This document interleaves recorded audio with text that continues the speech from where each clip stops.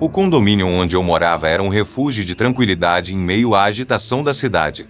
Um lugar onde todos se conheciam e cumprimentavam ao passar pelas calçadas bem cuidadas.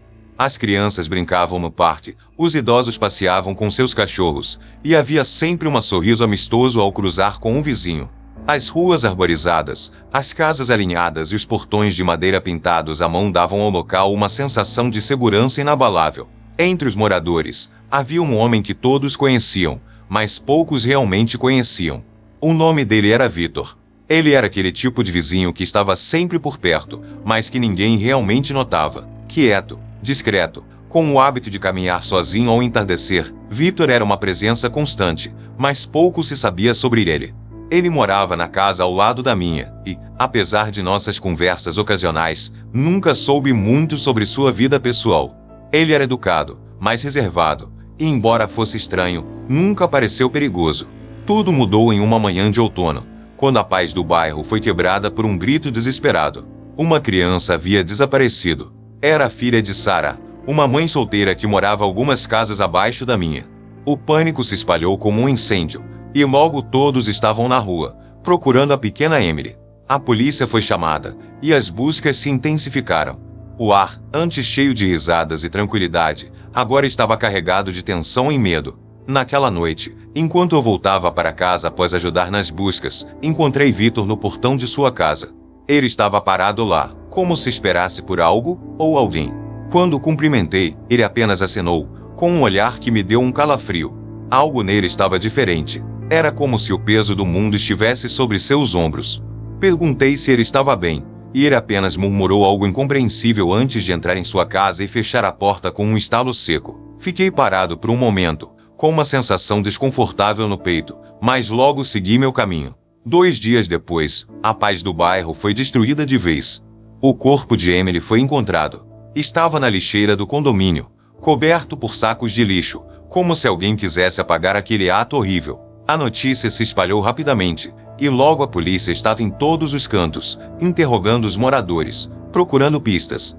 O horror que senti ao saber que algo tão monstruoso havia acontecido tão perto de casa era indescritível.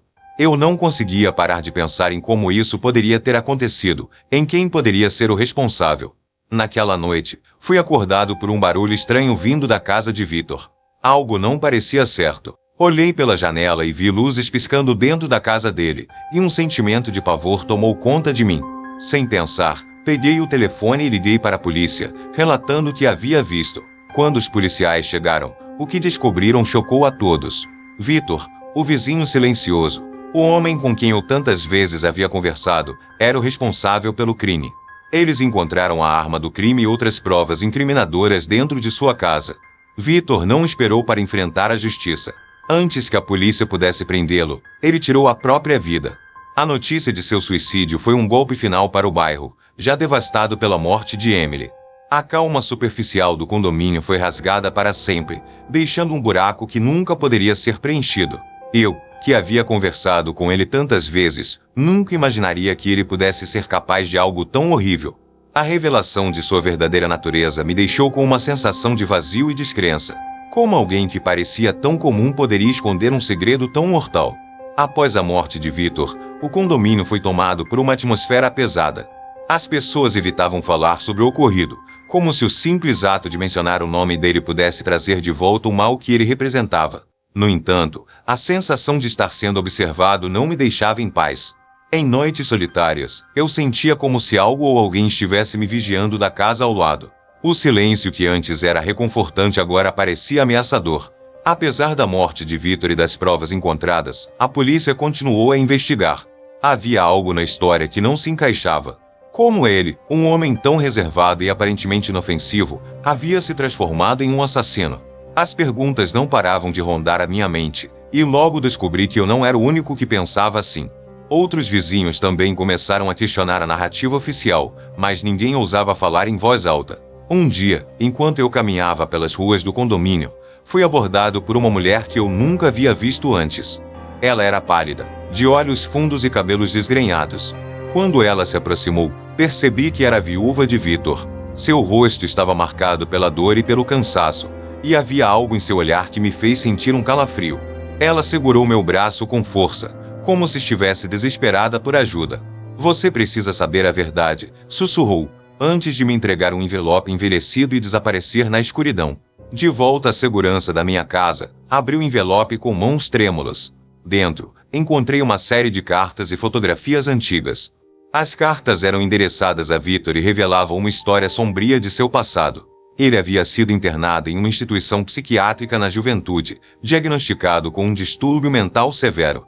As fotografias mostravam cenas perturbadoras, que confirmavam a gravidade do seu estado. Mas o mais aterrorizante era a última carta, escrita pela própria mão de Victor, onde ele falava sobre ouvir vozes e ser perseguido por algo que ele descrevia como a sombra. A menção à sombra fez meu coração parar. Eu já havia sentido aquela presença antes, nas noites em que o silêncio era esmagador. Era como se o mal que havia consumido Victor ainda estivesse por perto, buscando uma nova vítima. Comecei a questionar minha própria sanidade, imaginando se aquilo era apenas fruto da minha mente perturbada ou se havia algo realmente maligno naquela casa. As noites se tornaram intermináveis, cada som amplificado pelo medo crescente. Certa noite, tive um pesadelo terrível. No sonho, eu estava na casa de Victor, sozinho. A casa estava escura, as janelas fechadas, e um cheiro de podridão enchia o ar. Conforme eu andava pelos corredores, ouvia passos atrás de mim, mas toda vez que me virava, não havia ninguém lá. Quando finalmente cheguei ao quarto onde Victor havia tirado sua vida, a porta se abriu sozinha, e lá dentro, no meio do quarto, havia uma figura sombria, de olhos vazios, que sussurrava meu nome. Acordei suando frio, com a sensação de que o pesadelo não havia terminado. No dia seguinte, voltei a procurar a viúva de Victor, decidido a entender o que estava acontecendo.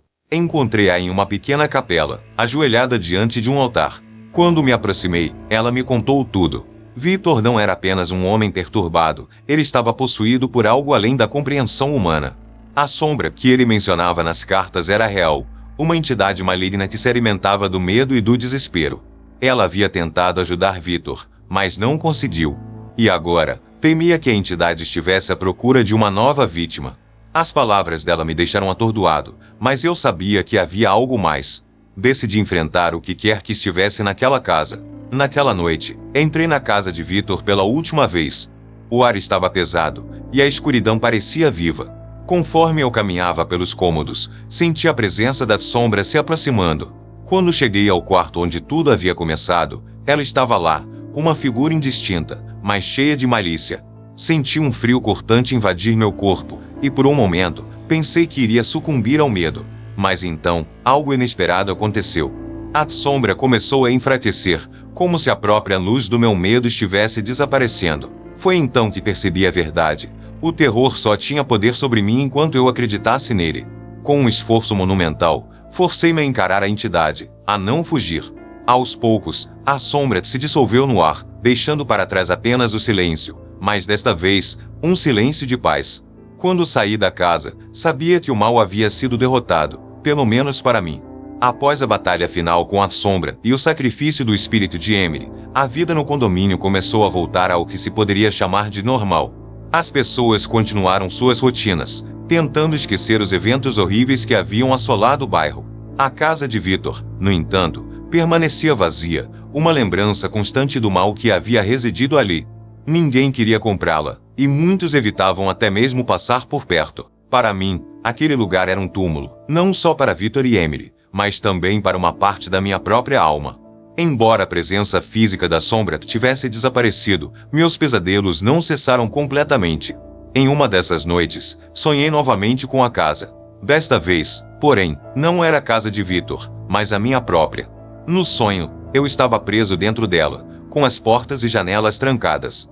O som do choro de Emily ecoava pelos corredores, e eu sabia que algo estava prestes a acontecer. Quando finalmente encontrei a origem do choro, no meu quarto, vi a sombra de novo. Mas desta vez, ela não estava sozinha.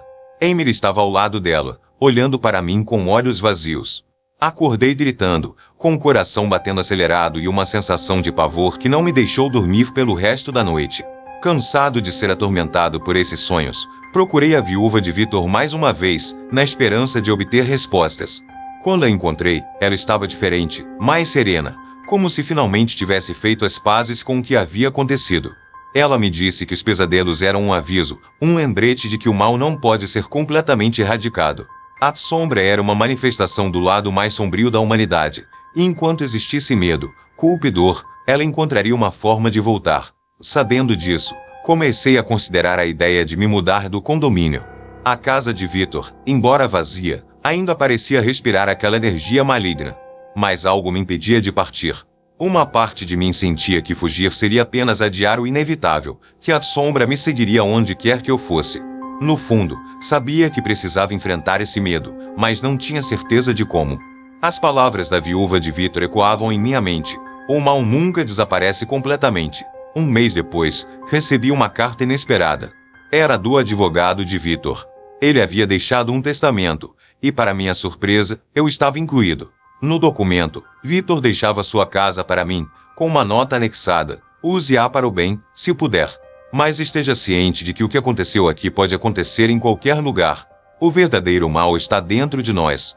As palavras dele me abalaram profundamente. A ideia de possuir aquela casa era impensável, mas também não queria deixá-la abandonada, como um monumento ao terror. Depois de muita reflexão, decidi aceitar a casa, mas com uma condição: eu a destruiria.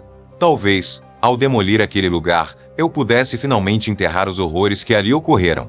Contratei uma equipe para fazer o trabalho, e no dia em que as máquinas começaram a destruir as paredes que haviam sido testemunhas de tanta dor, senti um peso sendo levantado dos meus ombros. No entanto, enquanto os destroços eram removidos, algo chamou minha atenção. Entre os escombros, um objeto chamou a atenção dos trabalhadores: um pequeno baú, incrivelmente antigo, que havia sido escondido sob as fundações da casa. Quando o abriram, encontraram dentro dele um único item, um velho espelho, com um vidro escurecido pelo tempo. Embora parecesse inofensivo, algo no reflexo distorcido me deixou desconfortável. Recusei-me a tocá-lo, e ordenei que fosse descartado. Mas o baú, algo nele me fazia hesitar. Mais tarde naquela noite, enquanto tentava relaxar após um dia emocionalmente exaustivo, recebi uma ligação do chefe da equipe de demolição. Ele estava agitado, dizendo que o espelho havia desaparecido. Fiquei em silêncio por um momento, e uma sensação gelada percorreu minha espinha. Fui até o local onde os escombros haviam sido despejados, mas o espelho não estava lá. Apenas o baú vazio permanecia. A sensação de que algo estava errado não me deixava, e então, de repente, algo me atingiu. O espelho não refletia a luz, mas sim a escuridão. Nos dias que se seguiram, percebi que o mal que eu pensava ter derrotado não estava na casa, mas no espelho. Cada vez que eu me olhava em qualquer espelho, via algo estranho nos meus próprios olhos, uma sombra que não parecia minha. As noites voltaram a ser assombradas pelos pesadelos, e agora, eu sabia que a sombra havia encontrado uma nova casa, dentro de mim. O que eu havia destruído era apenas uma casca, e o verdadeiro mal havia se mudado, silencioso e paciente, esperando o momento certo para se manifestar novamente. Se essa história te prendeu até aqui, inscreva-se no canal e compartilhe com quem você conhece que também adoraria viver essa experiência. Mas ainda não acabou. Há mais mistérios a serem resolvidos. Prepare-se para o desfecho e descubra como essa história realmente termina.